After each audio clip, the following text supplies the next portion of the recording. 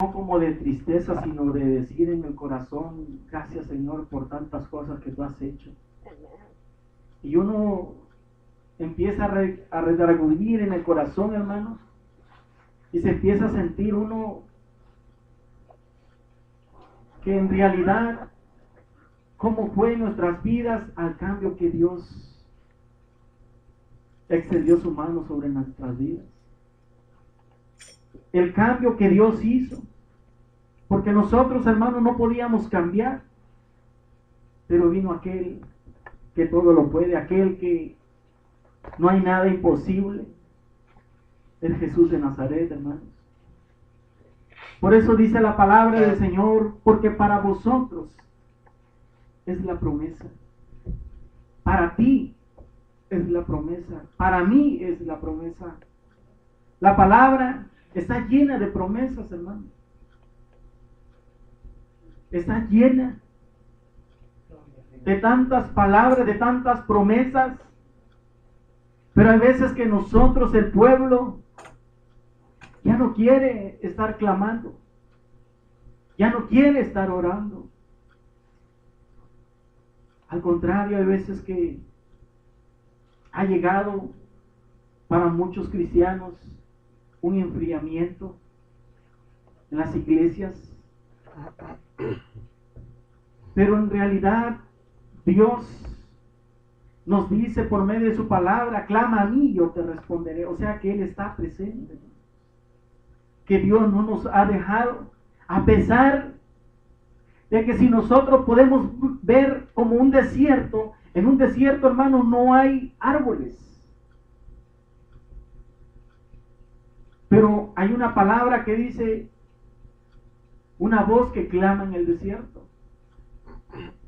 Como estaba diciendo el hermano, nos predicamos aquí tal vez nosotros mismos. Pero no es que nosotros prediquemos, a lo mejor por una predicación, por una palabra, Dios puede hablar a tu vida. Dios habla a tu vida, Dios te da las fuerzas que tú necesitas.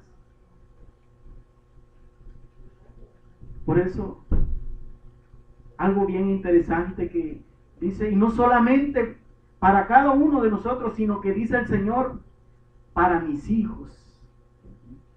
Es esta promesa también. Pero ¿qué promesa? Lo más importante, hermanos, que Dios vino a cambiar por medio de esa promesa, por medio de esa palabra. Él nos prometió la vida eterna. En Romanos 10 dice que si confesares con tu boca y creyeres en tu corazón que Dios lo levantó entre los muertos, serás salvo. Primeramente la salvación. Es creer y vas a obtener la salvación. Por medio de la salvación, también nos dice aquí en el libro de Hechos, capítulo 16,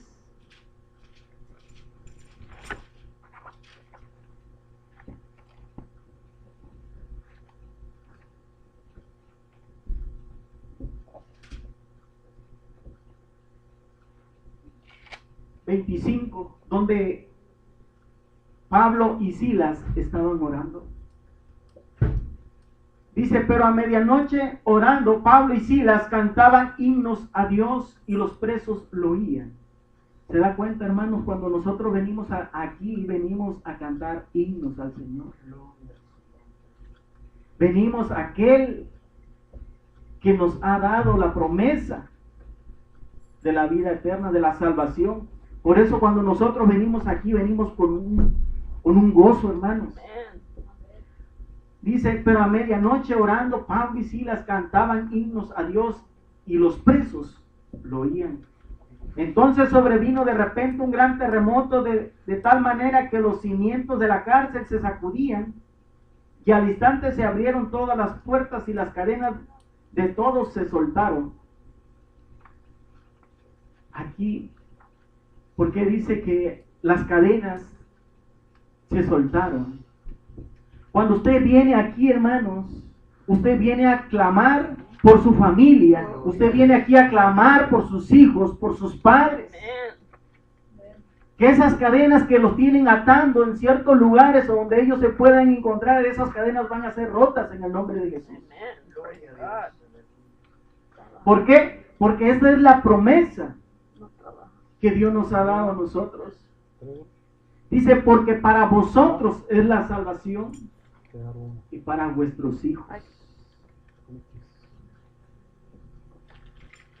Vamos a leer más todavía aquí en Hechos 16, 27. Dice, y despertando el carcelero y viendo abiertas las puertas de la cárcel, sacó la espada y se iba a matar pensando que los presos habían huido.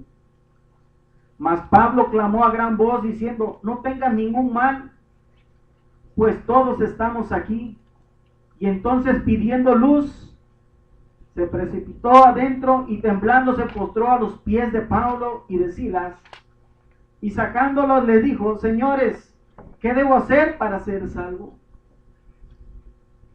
Y ellos dijeron, cree en el Señor Jesucristo, estarás salvo tú y toda tu casa. Algo bien bonito, hermanos, porque la salvación le llegó a este hombre y en una cárcel. Ahora se da cuenta que cuando nosotros estamos en la casa del Señor, cuanto más, porque estamos, dice la palabra del Señor, si donde están 2 o 3 congregados en su nombre, aquí está Él. O sea, si nosotros venimos aquí a un lugar, podemos pedir por nuestras familias en una oración, Señor. Clamamos salvación por nuestras familias. Esas cadenas, esas ataduras que están en las familias todavía que no te han conocido, te las declaramos a tus pies. Podemos hacer esa misma oración, hermanos. Porque es una promesa que Dios dejó. Dice, serás salvo tú y toda tu casa. Amén. Santo eres. Algo bien bonito, hermanos, porque esa misma promesa no nada más está aquí en el Nuevo Testamento, sino anteriormente, cuando Dios le dijo a Noé que hiciera un arca y que proclamara la palabra del Señor. Pero hubieron muchas personas que no entendieron las cosas de Dios. Así es este tiempo, hermanos. Si usted le habla a alguien la palabra del Señor, casi no le creen.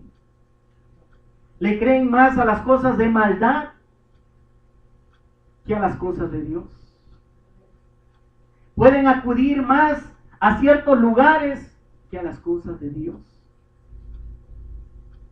Como la mujer que aquella que andaba batallando, que se iba con médicos y gastó todo su dinero.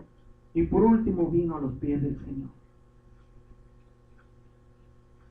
Así hay veces, hermanos, hay veces el mismo pueblo también se enfría y se va alejando del Señor.